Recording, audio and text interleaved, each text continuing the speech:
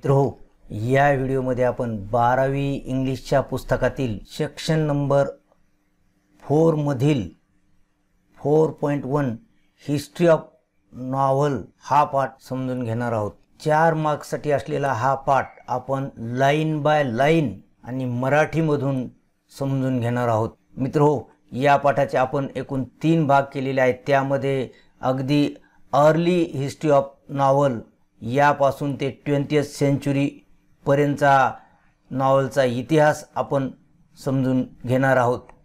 त्याचबरोबर दुसऱ्या भागामध्ये आपण नॉव्हेला म्हणजे काय हे समजून घेणार आहोत। त्याचबरोबर एलिमेंट्स ऑफ नॉव्हेल किंवा नॉव्हेला म्हणजेच कादंबरीचे किंवा नॉव्हेलाचे घटक समजून घेणार आहोत। तर तिसऱ्या भागामध्ये आपण टाइप्स ऑफ नॉव्हल म्हणजेच कादंबरीचे प्रकार समजून घेणार आहोत। आणि मित्रहो, या 3 भागापैकी प्रत्येक भाग झाल्यानंतर त्या भागावर परीक्षेमध्ये येऊ शकणारे ऑब्जेक्टिव्ह टाइप क्वेश्चन्स आपण एकूण 3 व्हिडिओजमध्ये सोडविलेले आहेत। अशा प्रकारे 3 व्हिडिओमध्ये आपण पाठ समजून घेतलेला आहे आणि त्यातील प्रत्येक भागानंतर आपण त्या भागावरील परीक्षेमध्ये येऊ शकणारे ऑब्जेक्टिव्ह टाइप क्वेश्चन्स सोडविलेले आहेत। अशा प्रकारे हे 6 व्हिडिओ आपण तयार करणार आहोत। यासोबतच या पाठामधील ब्रेनस्टॉर्मिंग ॲक्टिव्हिटीज या ॲक्टिव्हिटीजवर देखील आपण ऑब्जेक्टिव्ह टाइप असलेले या ठिकाणचे हे क्वेश्चन्स सोडविलेले आहेत।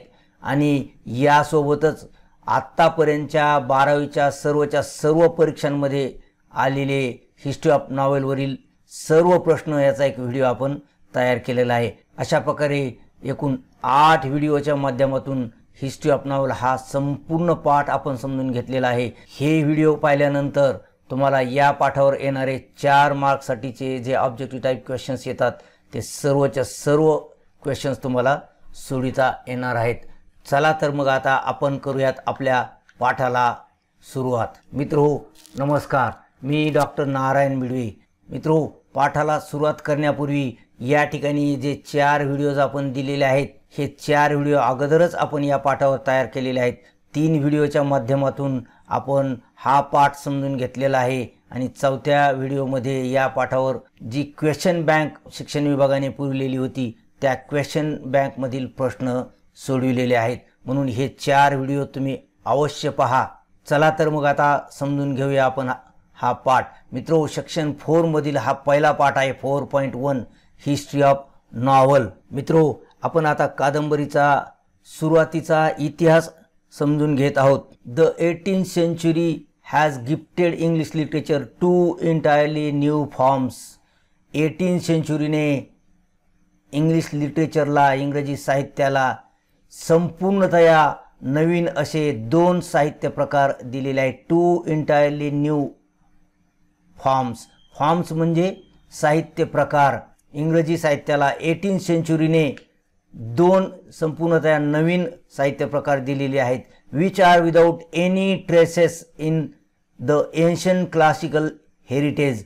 प्राचीन श्रेष्ठ साहित्यामध्ये उच्च साहित्यामध्ये या नवीन प्रकारचा थोडासुद्धा उल्लेख नव्हता। One of those was the periodical essay. यामधील पहिला प्रकार आहे तो म्हणजे periodical essay. And the other was novel. आणि दुसरा प्रकार आहे नॉव्हल म्हणजेच कादंबरी। हे 2 साहित्य प्रकार 18व्या शतकाने इंग्रजी साहित्याला दिलेले आहेत। मित्रो, ह्या गोष्टी लक्षात ठेवा कारण याच्यावर ऑब्जेक्टिव्ह टाइप क्वेश्चन येणार आहेत। बघ, 18th century gifted English literature 2 forms असं विचारतील आणि वेगवेगळ्या प्रकारचे फॉर्म्स देतील। Poetry, drama, novel, periodical essay वगैरे। त्यापैकी हे 2 फॉर्म आपल्याला निवडायचे आहेत। Both of this forms especially novel caught the spirit of the 18th century. दोन्ही या साहित्य प्रकारांनी काय केलं, विशेष करून कादंबरीने, एस्पेशली म्हणजे विशेष करून कादंबरीने काय केलं, caught the spirit of the 18th century. 18व्या शतकामधील लोकांच्या मनावर ताबा मिळवला। कॉट म्हणजे ताबा मिळविणे, द स्पिरिट म्हणजे त्या काळातील लोकांची मन, या मनावर ताबा मिळवला. As the age of intellectual, sentimental and realistic plane. आणि हे जे युग होतं 18वं शतक, हे बौद्धिक, सेंटिमेंटल म्हणजे भावनिक, आणि रिअलिस्टिक प्लेन म्हणजे वास्तववादी पृष्ठभागावर चालणारं हे युग होतं. And tried to instruct the readers. आणि त्या काळामधील वाचकांना या कादंबरीने काय केलं, मार्गदर्शन करण्याचा प्रयत्न केला. इन्स्ट्रक्ट म्हणजे मार्गदर्शन करणे. Which would help them to a more purposeful and virtuous life. आणि अशा प्रकारे कादंबरी त्यांना मोर पर्पजफुल, अधिक उद्देशपूर्ण जीवन जगण्यासाठी आणि व्हर्च्युअस, सद्गुणी जीवन जगण्यासाठी मदत करणार होती. Since the time of its origin novel has been gaining popularity. तिच्या उगमापासूनच, ओरिजिन म्हणजे उगमापासूनच कादंबरीने काय केलं, हॅज बीन गेनिंग, मिळवत होती. काय मिळवत होती? प्रसिद्धी, popularity. Gaining popularity and growing gradually. आणि हळूहळू ती विकसित पावत होती. ग्रोईंग म्हणजे विकसित पावणे, ग्रॅज्युअली म्हणजे हळूहळू. Today it is recognised as the most dominant literary genre. आज कादंबरीला समजण्यात येतं, रेकग्नाइज म्हणजे समजणे. काय समजण्यात येतं? मोस्ट डॉमिनंट लिटररी जॉनर, सर्वात पॉवरफुल, सर्वात महत्त्वाचा साहित्य प्रकार. लिटररी जॉनर म्हणजे साहित्य प्रकार. याचा उच्चार जॉनर आहे, लक्षात ठेवा. GENRE असं त्याचं स्पेलिंग आहे. त्याला साहित्य प्रकार आपण म्हणतो. A novel is a relatively long narrative fiction. आता नॉव्हलची या ठिकाणी व्याख्या दिलेली आहे. नॉव्हल म्हणजे काय समजून सांगितलेलं आहे पहा. रिलेटिव्हली लॉंग नरेटिव्ह फिक्शन, तुलनात्मकदृष्ट्या मोठीच्या मोठी असलेली, नरेटिव्ह म्हणजे वर्णनात्मक, फिक्शन म्हणजे कथा, लांबच्या लांब मोठीच्या मोठी असलेली वर्णनात्मक कथा, असा कादंबरीचा अर्थ आहे. Which describes intimate human experiences. ही कादंबरी वर्णन करते. काय वर्णन करते? इंटिमेट म्हणजे मनात खोलवर दडलेले, मानवी मनात, इंटिमेट ह्युमन एक्सपिरियन्सेस, मानवी मनात खोलवर दडलेले अनुभव ही कादंबरी वर्णन करते. डिस्क्राइब्स म्हणजे वर्णन करणे. Normally in a prose form. पहा, विशेष करून खास करून कादंबरी प्रोज फॉर्ममध्ये म्हणजे गद्य रूपामध्ये, जी भाषा आपण बोलतो, लिहितो त्या भाषेमध्ये कादंबरी लिहिलेली असते. पद्य रूपामध्ये म्हणजे पोएटिक फॉर्ममध्ये लिहिलेली नसते, तर प्रोज फॉर्ममध्ये, गद्य रूपामध्ये लिहिलेली असते. असं विचारू शकतील generally, novel is written in prose किंवा पोएट्री, अशा प्रकारचे दोन फॉर्म असं विचारू शकतील. तर प्रोज फॉर्ममध्ये नॉव्हल लिहिल्या जाते. The present English word novel is derived from Italian novella. आता नॉव्हल शब्द कुठून आला याची माहिती या ठिकाणी दिलेली आहे. Present English word novel is derived from Italian novella. Italian शब्द नॉव्हेला या शब्दापासून नॉव्हेल हा उगम पावलेला आहे, मिळालेला शब्द आहे. डिराइव्ड म्हणजे मिळणे, मिनिंग न्यू. आणि या नॉव्हेलाचा अर्थ काय आहे? न्यू, न्यू असा अर्थ आहे. म्हणजे कादंबरीचा अर्थ देखील न्यूशी संबंधित आहे. A novel narrates a story. Novel काय करते? कथेचं वर्णन करते. इम्बेलिशिंग इट, आणि त्याचबरोबर त्याच कथेला सुशोभित करते. कशाने करते? With more details of time, place, nature, people and their minds, their gestures and activities. अशा प्रकारे कादंबरी सुशोभित करते. कशा कशाने सुशोभित करते? मोर डिटेल्स ऑफ टाइम, वेळ, ठिकाण, निसर्ग, लोक, त्यांचे हावभाव, जेस्चर्स म्हणजे हावभाव, त्यांच्या ॲक्टिव्हिटीज, त्यांच्या कृती, या सगळ्या गोष्टी कादंबरीमध्ये वापरण्यात आलेल्या असतात. It creates the picture of. कादंबरी हे चित्र तयार करते. कशाचं चित्र तयार करते? It creates the picture of the society of that time. त्या काळातील समाजाचं चित्र कादंबरी उभं करते किंवा तयार करते. Novel makes life easier to understand. कादंबरी काय करते?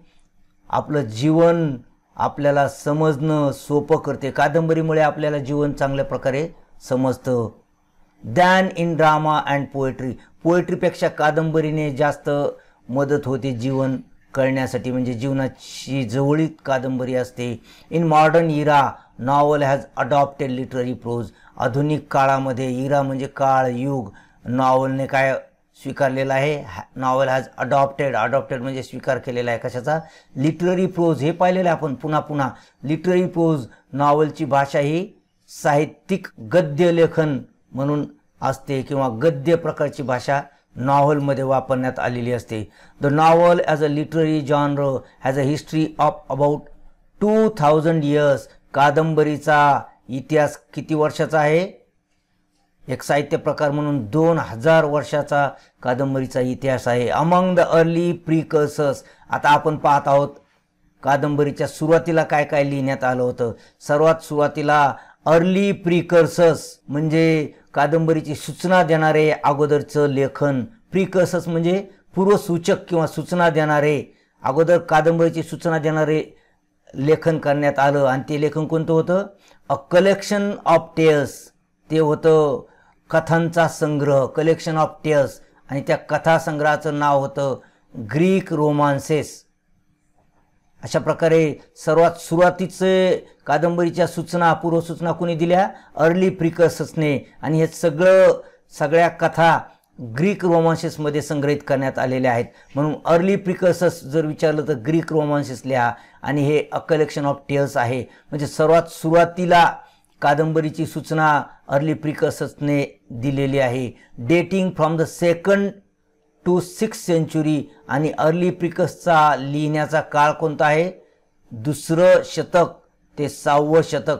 म्हणजे 2ऱ्या शतकापासून 6व्या शतकापर्यंत अर्ली प्रिकर्सर्स लिहिण्यात आले. आणि हे कादंबरीचे पूर्वसूचक पहिले लक्षण. May top the list. कादंबरीची पूर्वसूचना देणारा मध्ये अव्वल क्रमांक आहे अर्ली प्रिकर्सर्सचा. These imaginative and delightful stories of ideal love and marvellous.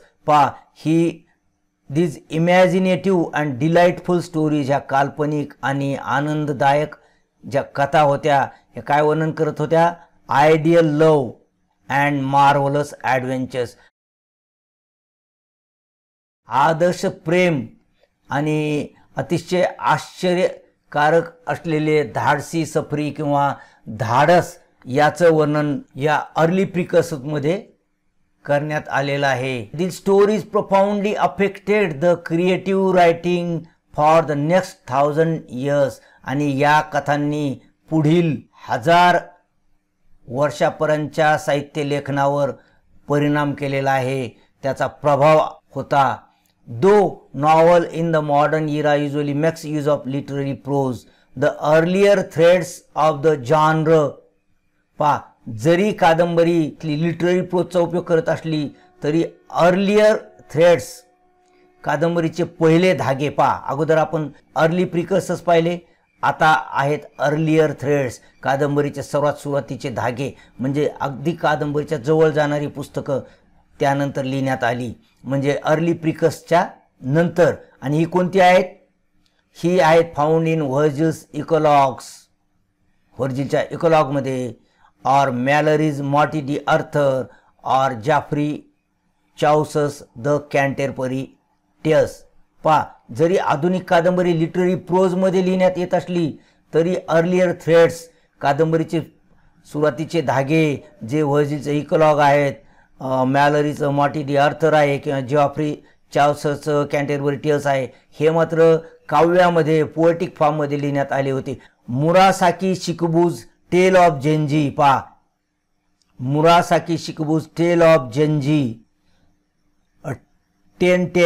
1010 मध्ये लिहिलेली टेल ऑफ जेंजी मुरासाकी शिकबूची has been described as the world's first novel.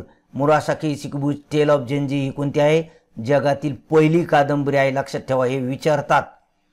The European novel is often said to begin with Don Quixote by Spanish writer Miguel de Cervantes. आणि युरोपची पहिली, the European novel, युरोपची पहिली कादंबरी कोणती आहे? Don क्विक्झो. आणि ही कोण लिहिलेली आहे? मिगेल डी सर्वांटिस याने लिहिलेली आहे.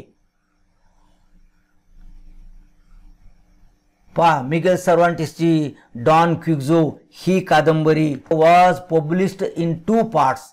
2 पार्ट्समध्ये ही प्रकाशित झाली होती आणि 1605 अँड 1615 मध्ये हे 2 पार्ट तिचे प्रकाशित झाले होते. इन द 18th सेंचुरी, आपण आता वळत आहोत 18th सेंचुरीचं वैशिष्ट्य, 18th सेंचुरीमधलं साहित्य. आतापर्यंत आपण अर्लियर हिस्ट्री ऑफ नॉवल पाहिलेली आहे, आता 18th सेंचुरी पाहत आहोत आपण. In the 18th century the appearance of newspaper and magazines attracted a large number of readers. पहा, 18th सेंचुरीमध्ये न्यूजपेपर आणि मॅगझिन्स म्हणजे पाक्षिकं, मासिकं, साप्ताहिकं वगैरे यांचा उगम झाला आणि याचा परिणाम काय झाला? Attracted a large number of readers. त्यांनी मोठ्या प्रमाणामध्ये वाचकांना आपल्याकडे आकर्षित करून घेतलं. अट्रॅक्टेड म्हणजे आकर्षित केले. फ्रॉम द मिडल क्लास, आणि हे जे वाचक होते ते कोणत्या क्लासचे होते? मिडल क्लासचे होते. This new readers had little interest in romances and tragedies. पहा, हे जे नवीन वाचक होते या वाचकांना रोमान्सेस म्हणजे अद्भुतरम्य कथा आणि ट्रॅजेडीजमध्ये इंटरेस्ट नव्हता. Which were appreciated by upper class, आणि अप्पर क्लास हे या रोमान्सेसमध्ये आणि ट्रॅजेडीमध्ये इंटरेस्टेड होता. परंतु हा मिडल क्लास जो नवीन 18व्या शतकामध्ये उदयास आला होता तो मात्र या रोमान्सेस आणि ट्रॅजेडीमध्ये इंटरेस्टेड नव्हता. Thus need for a new type of literature arose, आणि त्यामुळेच काय झालं? Need for new type of literature arose. नवीन साहित्य प्रकाराची गरज या ठिकाणी निर्माण झाली. That would express the new ideas. या साहित्य प्रकारामध्ये नवीन कल्पना व्यक्त करण्यात येणार होत्या. ऑफ द 18th सेंचुरी, 18व्या शतकातील नवीन कल्पना त्यामध्ये व्यक्त करण्यात येणार होत्या. The 18th century new literature was characterised by the spirit of realism and denial of romantic features like enthusiasm, passion. पहा, 18व्या शतकाचं आणखी एक वैशिष्ट्य काय आहे? Was characterise. 18व्या शतकामधील साहित्याचं वैशिष्ट्य होतं कोणतं होतं? The spirit of realism. त्यामध्ये वास्तववादाचं वर्णन होतं. वास्तववादामध्ये ते लोक झुकलेले होते वास्तववादाकडे. अँड डिनायल, आणि त्यांनी नकारलं होतं. काय नकारलं होतं? रोमॅन्टिक फीचर्स म्हणजेच अद्भुतरम्य प्रेमविषयक या सर्व गोष्टी त्यांनी नाकारल्या होत्या. आणि ते फीचर्स कोणते होते? Like enthusiasm, passion and imagination. अशा प्रकारे उत्सुकता, भावना, आवेग आणि कल्पनाशक्ती हे सगळे फीचर्स 18th सेंचुरीमधील साहित्याने नाकारले होते. The foreground for the novel was prepared by all these factors. आणि या सर्व गोष्टीनेच 18th सेंचुरीमधील कादंबरीसाठीचा पृष्ठभाग तयार केला होता. After 1740 novel originated as the literary form in England. 1740 नंतर इंग्लंडमध्ये कादंबरी आली लिटररी फॉर्म म्हणून. Increase in trade and commerce along with the industrial revolution had given rise to the middle class. आणि अशा प्रकारे औद्योगिक क्रांती, industrial revolution,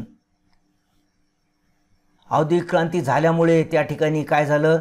increase in trade and commerce, व्यवसायामध्ये वाढ झाली आणि त्याचा परिणाम काय झाला? Had given rise to the middle class, मध्यम वर्गाचा या ठिकाणी उगम झाला. म्हणजे औद्योगिक क्रांतीमुळे लोकांना काम मिळू लागलं कारखान्यांमध्ये आणि त्या कारखान्यामध्ये तयार झालेला माल विकण्यात येऊ लागला. अशा प्रकारे व्यापारही वाढला आणि मध्यम वर्गांना नोकऱ्या मिळाल्यामुळे त्यांच्या हातात पैसे आले. अशा प्रकारे हा नोकऱ्या करणारा मध्यम वर्ग तयार झाला. A class of people had emerge to occupy and elite status. अशा प्रकारे एक उच्च दर्जा मिळवणारा वर्ग तयार झाला या औद्योगिक क्रांतीमुळे किंवा 18व्या शतकामध्ये. The realistic picture of everyday life and problems of common people depicted in the novels appealed to the newly educated class.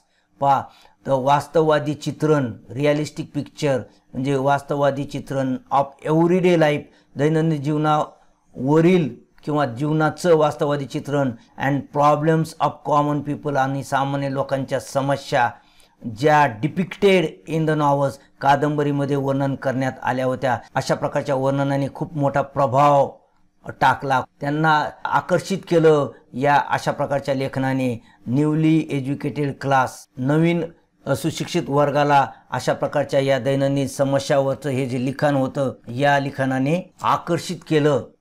And was regarded bye them as respectable reading material. आणि अशा प्रकारच्या साहित्याला त्यांनी काय केलं, सन्माननीय वाचन साहित्य असा मान त्या साहित्याला, त्या दैनंदिन जीवनामध्ये ज्या समस्या या साहित्यामध्ये वर्णन करण्यात आल्या होत्या, problems of common people and realistic picture, हे जे वर्णन करण्यात आलं होतं हेच आपल्याला सन्माननीय वाचन साहित्य आहे असं हा वर्ग समजू लागला.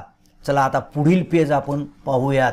दस novel as a form appear to have been designed for both to voice the aspirations of the middle and lower classes and meet their longings.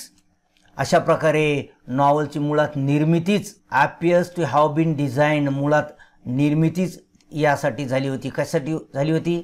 for both to voice the aspirations, त्यांच्या महत्त्वाकांक्षांना शब्दबद्ध करण्यासाठी, अभिव्यक्ती देण्यासाठी, of the middle class and lower classes, मध्यम वर्ग आणि खालच्या वर्गाच्या महत्त्वाकांक्षांना शब्दबद्ध करण्यासाठी, अँड मीट देअर लॉंगिंग्स, आणि त्यांच्या इच्छा आकांक्षा पूर्ण करण्यासाठी जणू काही कादंबरीचा उगम झाला होता किंवा कादंबरी तयार करण्यात आली होती, डिझाईन्ड.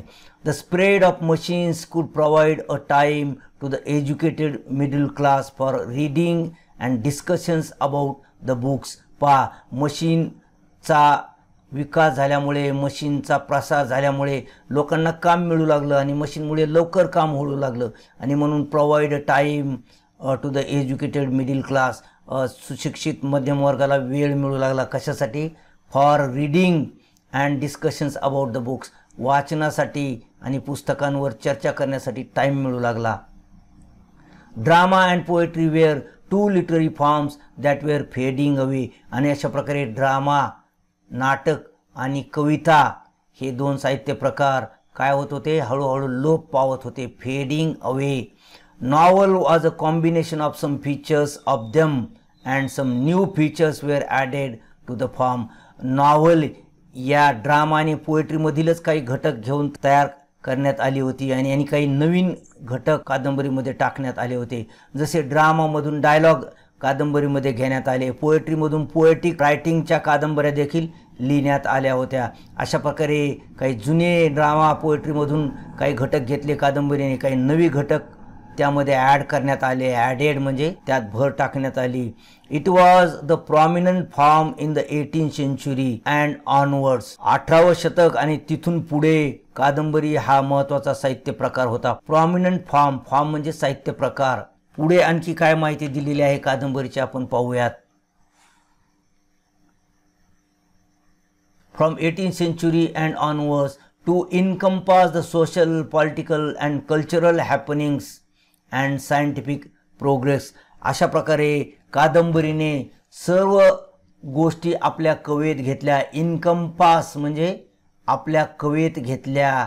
काय काय घेतलं? Social, political and cultural happenings, सामाजिक, राजकीय आणि सांस्कृतिक घटना, अँड सायंटिफिक प्रोग्रेस, आणि विज्ञानाने केली प्रगती आपल्या कवेमध्ये घेतली. म्हणजे ह्या सगळ्यावर कादंबरीमध्ये लेखन करण्यात आलं. The pilgrim's progress by John Bunyan 1678 and Oroonoko by Aphra Behn 1688 initiated the plenteous and colourful tradition of English novel. English नॉवलची सुरुवात कुठून झाली? जॉन बनियानच्या पिलग्रिम्स प्रोग्रेसपासून, आणि त्यानंतर लिहिण्यात आलं ओरुनोकू अफरा बेन यांचं. अशा प्रकारची रंगीत आणि विपुल अशा प्रकारची परंपरा कादंबरीची या दोन कादंबऱ्याने सुरू झाली, इंग्लिशमध्ये सुरू झाली. Colourful tradition of English novel and was followed by, आणि यानंतर कोणत्या कादंबऱ्या लिहिण्यात आल्या? डॅनियल डिफोची रॉबिन्सन क्रुसो, मॉल फ्लॅन्डर्स आणि जोनाथन स्विफ्टची गलिवर्स ट्रॅव्हर्स. आणि गलिवर्स ट्रॅव्हर्स हे एक सॅटायर म्हणजे उपहासात्मक लिखाण केलेलं ही कादंबरी आहे, कथा आहे. लक्षात ठेवा, हे पण विचारतात. फर्स्ट सॅटायर म्हटलं तरी चालेल. Other major novelist of 18th century are Samuel Richardson's, Pamela और व्हर्च्यू रिवॉर्डेड. आणखी काही लेखक आहेत, त्यामध्ये सॅम्युअल रिचर्डसनची पामेला आणि क्लॅरिसा या 2 कादंबऱ्या आहेत. पामेला और व्हर्च्यू रिवॉर्डेड अँड क्लॅरिसा बोथ इपिस्लरी नॉव्हल्स. दोन्ही कादंबऱ्या आहेत सॅम्युअल रिचर्डसनच्या. कोणत्या कोणत्या कादंबऱ्या आहेत? पामेला आणि क्लॅरिसा या दोन्हीही कादंबऱ्या कोणत्या आहेत? इपिस्लरी म्हणजे पत्राच्या माध्यमातून लिहिण्यात आलेल्या कादंबरीचे प्रकारमध्ये याचा अभ्यास आपला होणारच आहे. Henry fielding, Lawrence stern, Tobias Smollett ह्या सर्व लेखकांनी त्यानंतर लेखन केलं. हे झालं 18व्या शतकाचं. आता आपण वळत आहोत 19व्या शतकाकडे. The tradition was enriched by many other stalwart novelist. आणि ही ट्रॅडिशन म्हणजे 19वे शतक. द ट्रॅडिशन म्हणजे 19वे शतक. यामध्ये अनेक मोठ्या कादंबरीकाराने लिखाण केलं, सच ॲज चार्ल्स डिकिन्स ज्यांची डेव्हिड कॉपरफिल्ड कादंबरी फेमस आहे. वॉल्टर स्कॉट, नाथानियल हॉथॉर्न यांची द स्कारलेट लेटर नावाची कादंबरी प्रसिद्ध आहे. होरॅस वॉलपोल, थॉमस हार्डीची Tess of the d'Urbervilles ही कादंबरी प्रसिद्ध आहे. विल्की कोलिन्स आणि H.G. वेल्सची सुद्धा टाईम मशीन नावाची कादंबरी प्रसिद्ध आहे. यापैकी अनेक कादंबऱ्यांवर सिनेमा आलेले आहेत. थॉमस हार्डीच्या टेस्टवर सिनेमा आलेला आहे, प्रेमग्रंथ नावाचा. H.G. वेल्सच्या टाईम मशीन नावाचा सिनेमा आलेला आहे. The 20th century. आता आपण वळत आहोत 20th centuryकडे. The 20th century is marked by the modern topics and innovative styles. 20th century मध्ये मॉडर्न टॉपिक्सचा उपयोग करण्यात आला. आधुनिक विषय आणि इनोव्हेटिव्ह नवीन स्टाईल, शैली अँड टेक्निक्स, नवीन तंत्र वापरण्यात आलं.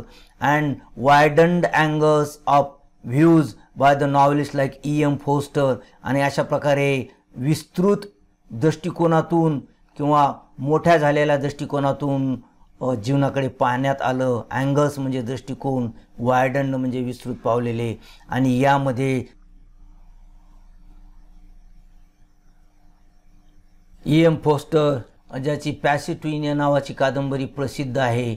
या ठिकाणी ब्रिटिश भारतीयांसोबत कसे वागतात आणि भारतीय त्यांच्यासोबत कसे वागतात याचा चांगलं उदाहरण दिलेलं आहे. जेम्स जॉईस यांची युलिसिस नावाची कादंबरी आहे. जोसेफ कॉन्रॅड यांची नॉवेल आहे the heart of darkness.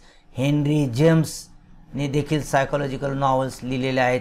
George ऑरवेलची animal form 1984 नावाच्या कादंबऱ्या प्रसिद्ध आहेत. सॅटायर्स आहेत हे. Graham green, D.H. लॉरेन्सच्या देखील women in love, sons and lovers नावाच्या कादंबऱ्या अभ्यासक्रमामध्ये आहेत. विल्यम गोल्डिंगची लॉर्ड ऑफ द फ्लाईज नावाची अतिशय मानवी जीवनाचा आढावा घेणारी किंवा मानवी स्वभाव दाखवणारी कादंबरी, ज्या कादंबरीमुळे विल्यम गोल्डिंगला नोबेल प्राईज मिळालेला आहे, अतिशय फेमस आहे. अँथनी बर्गीस हे 20th century रायटर्स आहेत. They widen the circumference of the genre by writing political, social, psychological and other modern issues in their novels. अशा प्रकारे त्यांनी कादंबरीचा आवाका वाढवला. सर्कम्फरन्स म्हणजे आवाका, परीघ वाढवला, विस्तृत केला. By writing political, social, psychological and other modern issues अशा प्रकारच्या अनेक आधुनिक समस्यांवर त्यांनी लिहिलं. राजकीय, सामाजिक, सायकोलॉजिकल म्हणजे मानसिक आणि इतर आधुनिक समस्या in their novels. There are immigrant authors. आता आपण वळत आहोत इमायग्रंट ऑथर्सकडे. इमायग्रंट म्हणजे एका देशातून जाऊन दुसऱ्या देशामध्ये राहण्यासाठी गेलेले निर्वासित लेखक. आता त्यामध्ये पहिलं नाव आहे सलमान रश्दी यांचं. सलमान रश्दी हे भारतीय लेखक आहेत. त्यांनी अतिशय वादग्रस्त त्यांचं लिखाण ठरलेलं आहे आणि त्यामुळे वेगवेगळ्या प्रकारचे फतवे त्यांच्यावर काढलेले आहेत.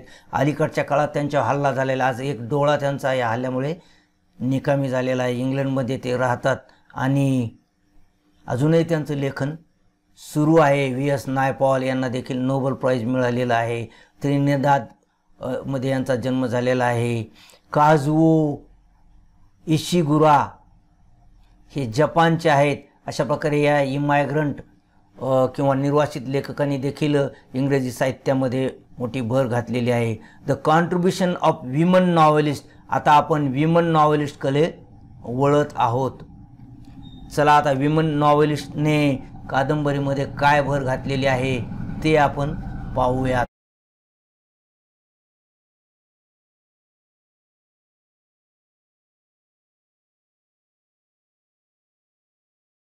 To this great pageant cannot be neglected.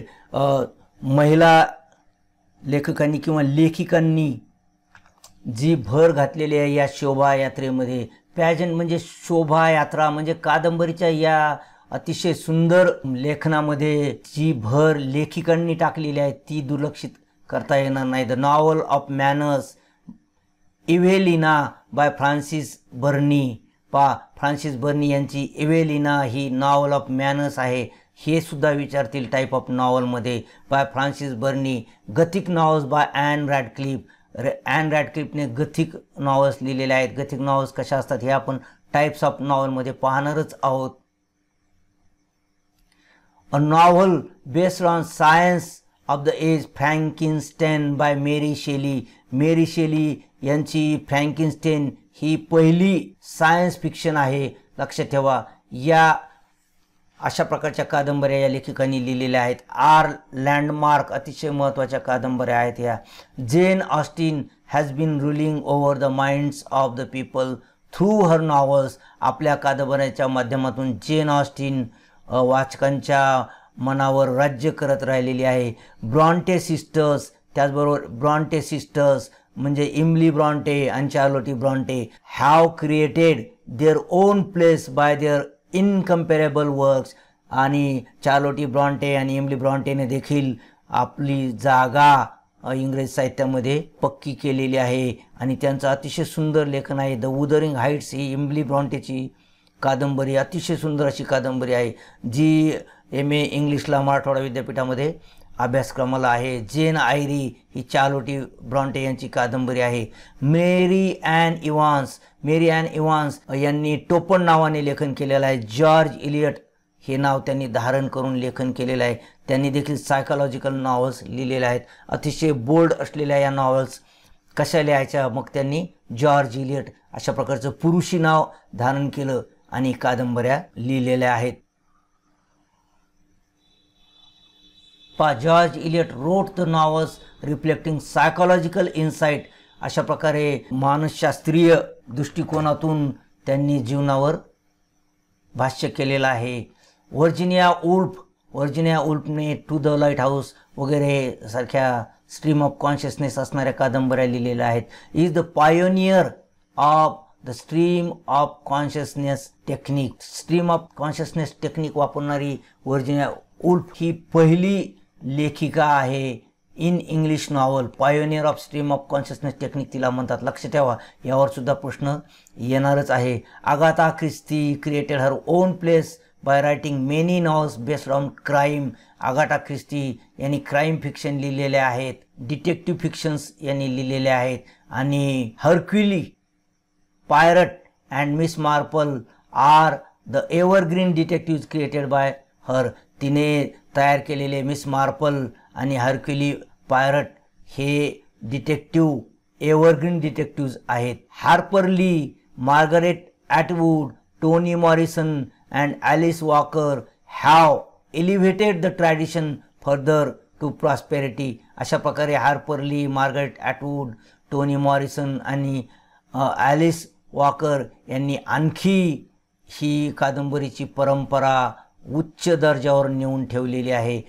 Elevated further to prosperity आणि प्रगतीकडे कादंबरीला घेऊन गेलेल्या आहेत या लेखिका. आता आपण भारतीय लेखकांनी काय केलेलं आहे ते पाहूयात. इंडियन सिनॅरिओ असं त्याला या ठिकाणी म्हटलेलं आहे. आता इंडियन सिनॅरिओ म्हणजे भारतीय लेखकांनी काय केलं आहे ते आपण पाहूयात.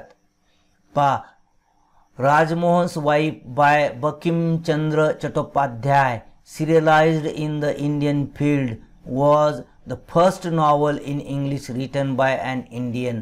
भारतीयाने इंग्लिशमध्ये लिहिलेली पहिली कादंबरी आहे राजमोहन्स वाईफ आणि ही बंकिमचंद्र चट्टोपाध्याय यांनी लिहिलेली आहे. यावर देखील विचारतात आणि सिरियल रूपामध्ये ही वेगळ्या भागामध्ये द इंडियन फील्ड नावाच्या साप्ताहिकामध्ये लिहिण्यात आली होती. The first novel in English written by an Indian असं या ठिकाणी याचं माहिती दिलेली आहे. The period after that is marked by few more novels written by the Indian writers. आणि त्यानंतरचा काळ आणखी काही लेखकांनी अतिशय चांगल्या प्रकारचं लेखन त्यानंतर केलेलं आहे. These novels bore either nationalistic virtues or social issues as their main framework. त्यानंतर लिहिण्यात आलेल्या कादंबऱ्यामध्ये राष्ट्रवादी सद्गुण म्हणजे राष्ट्रभक्तीपर या कादंबऱ्या लिहिण्यात आल्या होत्या किंवा सोशल इश्यूज सामाजिक समस्या जसं अस्पृश्यता किंवा अंधश्रद्धा अशा किंवा महिलांची अवस्था यावर या कादंबऱ्या लिहिण्यात आल्या होत्या. As their main framework Mulkraj Anand, R K Narayan आणि Raja Rao were the major trio who prevailed in the period after that.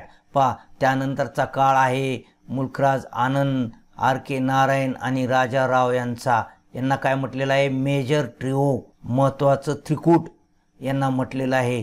त्यांनी नंतर आधिपत्य गाजविलेलं आहे. त्यांच्या अनेक कादंबऱ्या प्रसिद्ध आहेत. चला आणखी यांनी काय केलेलं आहे मेजर ट्रिओने आणि त्यानंतरच्या भारतीय साहित्यिकांनी ते आपण पाहूया. Who prevailed in the period after that. नंतरच्या काळामध्ये या मेजर ट्रिओचं आधिपत्य होतं.